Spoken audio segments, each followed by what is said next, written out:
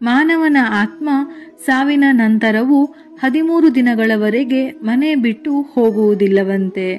ಇದರ ಹಿಂದಿದೆ ಬಲವಾದ ಕಾರಣ.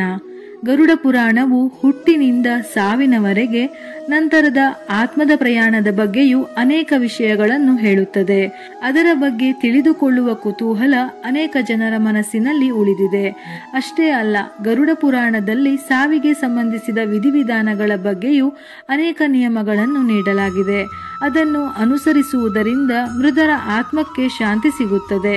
ಮತ್ತೊಂದೆಡೆ ಪೂರ್ವಜರ ಆಶೀರ್ವಾದದಿಂದ ವ್ಯಕ್ತಿಯ ಕುಟುಂಬವು ಬಹಳಷ್ಟು ಪ್ರಗತಿ, ಸಂತೋಷ, ಸಮೃದ್ಧಿಯನ್ನು ಪಡೆಯುತ್ತದೆ.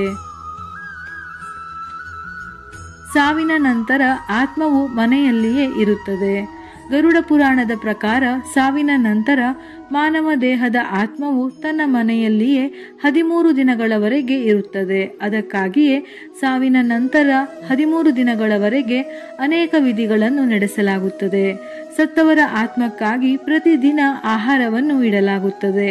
ಇದರ ನಂತರ 13ನೆಯ ದಿನದಂದು ಪಿಂಡದಾನ ಮಾಡಲಾಗುತ್ತದೆ. ಪುರಾಣದ ಪ್ರಕಾರ ಸಾವಿನ ನಂತರ ಯಮದೂತರು ತಕ್ಷಣವೇ ಆತ್ಮವನ್ನು ತಮ್ಮೊಂದಿಗೆ ಯಮಲೋಕಕ್ಕೆ ಕರೆದೊಯ್ಯುತ್ತಾರೆ. ಅಲ್ಲಿ ಅವನ ಕಾರ್ಯಗಳನ್ನು ಲೆಕ್ಕ ಹಾಕಲಾಗುತ್ತದೆ. ಬಳಿಕ 24 ಗಂಟೆಗಳ ನಂತರ ಆತ್ಮವು ಮತ್ತೆ ತನ್ನ ಮನೆಗೆ ಮರಳುತ್ತದೆ. ಇದರ ಹಿಂದಿನ ಕಾರಣ ಕುಟುಂಬದ ಮೇಲಿನ ಬಾಂಧವ್ಯ. ಇಲ್ಲಿ ಆತ್ಮವು ತನ್ನ ಸಂಬಂಧಿಕರ ನಡುವೆ ಅಲೆದಾಡುತ್ತದೆ, ಅವರನ್ನು ಕರೆಯುತ್ತಲೇ ಇರುತ್ತದೆ. ಆದರೆ ಮನೆಯವರು ಅವರ ಮಾತಿಗೆ ಕಿವಿಗೊಡದಿದ್ದಾಗ ಆತ್ಮವು ಚಡಪಡಿಸುತ್ತದೆ. ಈ ಸಮಯದಲ್ಲಿ ಆತ್ಮವು ತುಂಬಾ ದುರ್ಬಲವಾಗಿರುತ್ತದೆ. ಅದು ಎಲ್ಲಿಯೂ ಪ್ರಯಾಣಿಸಲು ಸಹ ಸಾಧ್ಯವಾಗುವುದಿಲ್ಲ. ನಂತರ ಕುಟುಂಬದ ಸದಸ್ಯರು ಪಿಂಡದಾನವನ್ನು ಮಾಡುತ್ತಾರೆ. 13ನೇ ದಿನದಂದು ಅಗತ್ಯವಾದ ವಿಧಿಗಳನ್ನು ಮಾಡುತ್ತಾರೆ. ಅದು ಆತ್ಮಕ್ಕೆ ಶಕ್ತಿಯನ್ನು ನೀಡುತ್ತದೆ. ಆ ಬಳಿಕ ಯಮಲೋಕಕ್ಕೆ ಪ್ರಯಾಣಿಸುತ್ತದೆ. ಅಷ್ಟೇ ಅಲ್ಲ, ಪಿಂಡದ ಸಮಯದಲ್ಲಿ ನೀಡುವ ಆಹಾರವು ಆತ್ಮಕ್ಕೆ 1 ವರ್ಷದವರೆಗೆ ಶಕ್ತಿಯನ್ನು ನೀಡುತ್ತದೆ. ಅದಕ್ಕಾಗಿಯೇ ಪಿಂಡದಾನವನ್ನು ಬಹಳ ಮುಖ್ಯವೆಂದು ಪರಿಗಣಿಸಲಾಗಿದೆ. ಮತ್ತೊಂದೆಡೆ ಪಿಂಡದಾನ ಮಾಡದ ಆತ್ಮಗಳನ್ನು 13ನೇ ದಿನದಂದು ಯಮದೂತರು ಯಮಲೋಕಕ್ಕೆ ಎಳೆಯುತ್ತಾರೆ.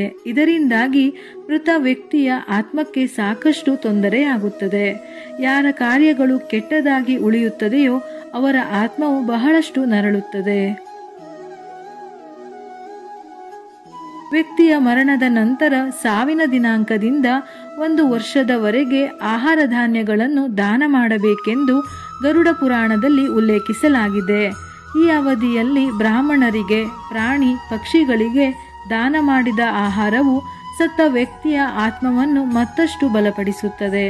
ಯಾವ ಕುಟುಂಬದಲ್ಲಿ ಮರಣ ಹೊಂದಿದ ವ್ಯಕ್ತಿಗಳ ಹೆಸರಿನಲ್ಲಿ ದಾನ, ಶ್ರಾದ್ದ, ತರ್ಪಣವನ್ನು ಮಾಡಲಾಗುವುದಿಲ್ಲವೋ ಆ ಆತ್ಮವು ಯಮ ಮಾರ್ಗದಲ್ಲಿ ನೋವನ್ನು, ಬಳಲುವಿಕೆಯನ್ನು ಅನುಭವಿಸುತ್ತದೆ. ಆತ್ಮವು ಅತೃಪ್ತ ಆತ್ಮವಾಗಿರುತ್ತದೆ.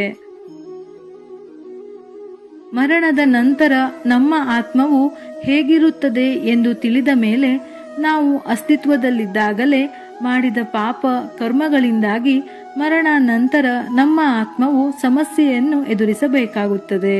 ಹಾಗಾಗಿ ಇರುವ 3 ದಿನದ ಬಾಳಿನಲ್ಲಿ ಒಳಿತು ಮಾಡುವುದು ಉತ್ತಮ. ಇದೇ ರೀತಿಯ ಮನಮುಟ್ಟುವ ಉಪಯುಕ್ತ ಮಾಹಿತಿಗಳಿಗಾಗಿ ಮತ್ತೆ ಭೇಟಿಯಾಗೋಣ.